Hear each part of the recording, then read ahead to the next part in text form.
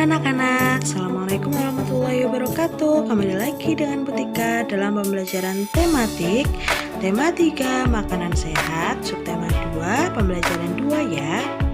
Apakah kalian sudah siap untuk mengikuti pembelajaran hari ini? Baiklah, mari kita simak bersama-sama. Nah, anak-anak, simaklah teks percakapan Udin, Siti, dan Lani berikut ini. Udin, Siti, dan Lani sedang berbincang-bincang di depan kelas.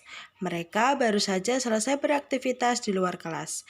Sinar matahari pada siang itu sangat terik dan menyengat. Mereka terlihat lelah dan kehausan. Lani, wah, aku sangat lelah. Udara pagi ini juga sangat panas. Aku haus sekali. Udin, benar sekali Lani. Bagaimana jika kita beli minum limun dingin yang dijual di depan sekolah kita? Aku baru lihat bapak-bapak yang menjual limun tadi. Siti, hati-hati Udin. Jangan jajan sembarangan. Dengan cuaca yang tidak menentu seperti sekarang ini, makanan mudah sekali tercemar dengan bakteri-bakteri jahat. Udin, benar juga kamu Siti. Kemarin tetanggaku dirawat di rumah sakit karena terserang diare berat. Ia bilang perutnya melilit tidak lama setelah ia memakan jajan di pinggir jalan. Lani, kenapa hal tersebut bisa terjadi ya? Bagaimana diare bisa terjadi dan apa yang menyebabkan diare? Nah, diare ditandai dengan encernya tinja atau feses yang dikeluarkan atau buang air besar dengan frekuensi lebih sering dibandingkan dengan biasanya.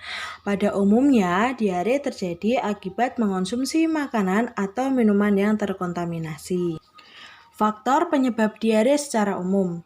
Diare terjadi ketika makanan dan cairan yang dimakan berlalu terlalu cepat dan atau terlalu besar jumlahnya pada saluran pencernaan atau usus. Secara normal, usus besar akan menyerap cairan dari makanan yang kamu makan dan meninggalkan kotoran atau tinja yang setengah padat. Akan tetapi, ketika cairan dari makanan yang kamu makan tidak diserap, maka hasilnya adalah kotoran atau feses yang cair atau encer. Penyakit diare mungkin berhubungan dengan infeksi virus atau bakteri. Penyakit tersebut juga dapat terjadi akibat keracunan makanan. Nah, anak-anak, secara umum penyebab penyakit diare antara lain yaitu yang pertama, infeksi virus. Rotavirus adalah penyebab diare pada anak yang paling sering. Kemudian yang kedua, infeksi bakteri dan parasit. Masuk melalui makanan dan minuman yang terkontaminasi. Kemudian yang ketiga, intoleransi makanan. Terjadi pada sebagian orang yang intoleransi terhadap gula pada susu sehingga diare terjadi setelah makan atau minum produk susu. Kemudian yang keempat yaitu alergi makanan. Biasanya reaksi negatif terhadap obat-obatan. Banyak obat yang dapat menyebabkan diare. Biasanya alergi terhadap antibiotik, sementara antibiotik sebenarnya membantu membunuh bakteri baik dan jahat yang dapat mengganggu keseimbangan bakteri baik dalam usus. Kemudian yang kelima yaitu penyakit usus. Biasanya menimbulkan diare kronis dengan banyak penyebab. Dan yang terakhir yaitu gangguan usus fungsional atau stres.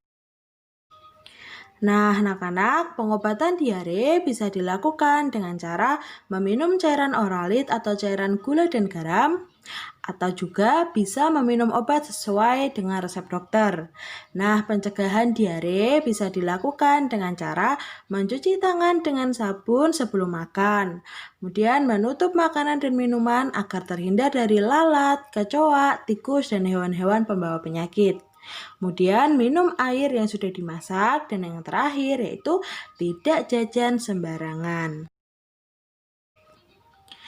Nah, anak-anak, kalian sudah belajar gangguan pada sistem pencernaan kan? Nah, penyakit tersebut dapat disembuhkan dengan obat. Banyak perusahaan farmasi yang memproduksi obat.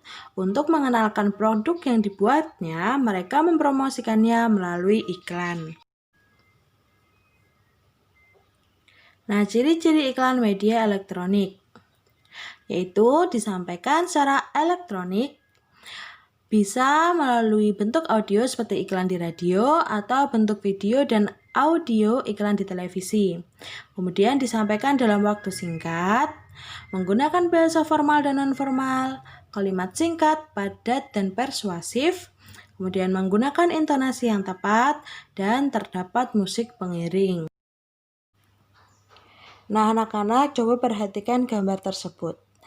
Nah, pada gambar tersebut terdapat satu keluarga yang sedang menonton iklan tari di televisi. Tahukah kalian tari apakah itu? Ya, benar sekali, tari piring.